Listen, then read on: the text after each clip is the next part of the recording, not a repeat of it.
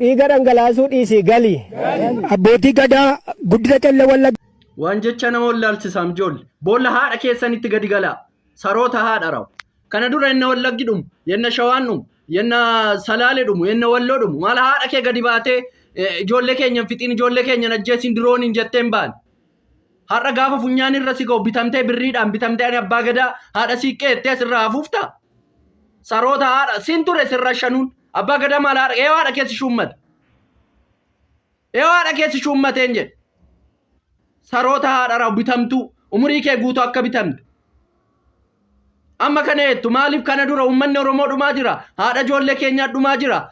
jaarsa keenya dhumaa jira jaarti keenya dhumaa jira jettee maa gadi hin baane maa dirooniin nu fixxa jettee maa gadi hin baane har'a gaafa funyaan irra si ga'u as baatee haadha keessi waamee galii abboota keessi waamee galeetta ajooftu haadha rawu tokkoon haadha kee komentii irratti na arrabsi waa'ee ijoollee kana jaarsotii saroota kana irratti tokkoon haadha kee tokko kee hin fannisa saroota haadha rawu.